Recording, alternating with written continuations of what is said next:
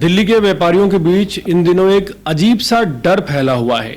कहीं बाजार शिफ्ट ना कर दिए जाएं, कहीं बुलडोजर ना चल जाए, कहीं सालों पुराने कारोबार एक झटके में तबाह ना हो जाएं।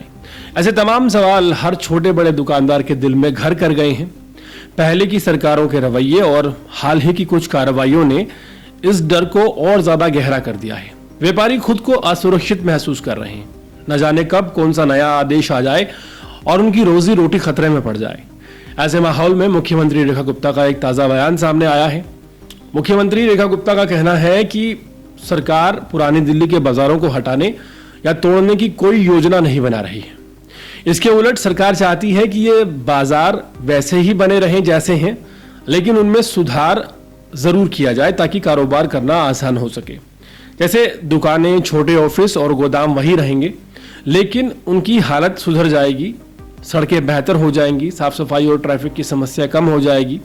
जहां तक माल रखने की बात है, स्टोरेज की बात है, तो दिल्ली सरकार के बाहरी इलाकों में बड़े बड़े गोदाम, वेयरहाउस बनाएगी।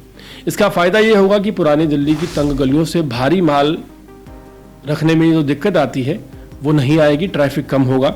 सीधी भाषा में कहें तो दिल्ली सरकार साफ तौर पर बाजारों को हटाने की बात नहीं कह रही है, लेकिन दबी जबान में संदेश साफ है कि बड़े बड़े गोडाउन और वेयर हाउसेस दिल्ली के बाहरी इलाकों में जरूर शिफ्ट किए जाएंगे। सवाल यह है कि क्या दिल्ली के व्यापारियों के लिए ये एक राहत भरी खबर है? मुख्यमंत्री रेखा गुप्ता ने साफ कर दिया है कि दिल्ली के बाजारों को कहीं और शिफ्ट करने की कोई योजना नहीं है।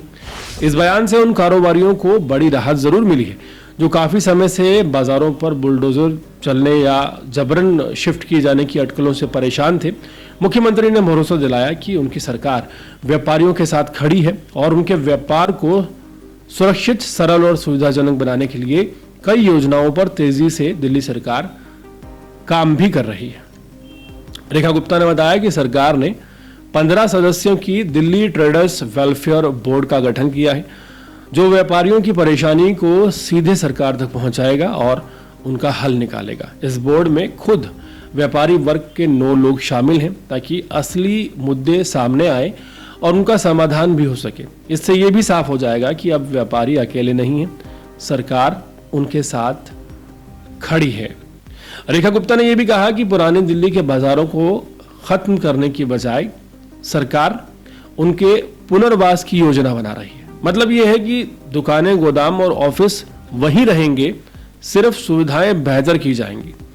सामान स्टोरेज करने के लिए दिल्ली के बाहर बड़े वेयर हाउस बनाए जाएंगे ताकि पुरानी दिल्ली की तंग गलियों में कारोबार करने वालों को राहत मिल सके। पिछली सरकारों पर हमला बोलते हुए रेखा गुप्ता ने कहा कि पहले व्यापारियों का शोषण हुआ और बाजारों का चरित्र खराब करने की कोशिश की गई, लेकिन अब ऐसा नहीं होगा। अब सरकार व्यापारियों की सुरक्षा, सुविधा और विकास पर ध्यान दे रही है।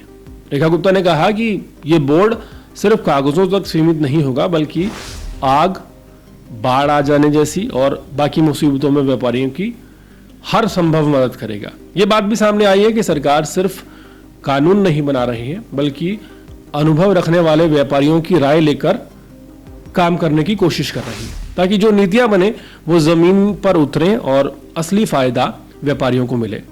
दिल्ली सरकार का दावा है कि अब दिल्ली के व्यापारियों को डरने की जरूरत नहीं है। बाजारों को उजाड़ने की बात बेबुनियाद है। अब सरकार खुद कह रही है कि व्यापारी दिल्ली की पहचान है और उनकी तरक्की ही दिल्ली के विकास का रास्ता है।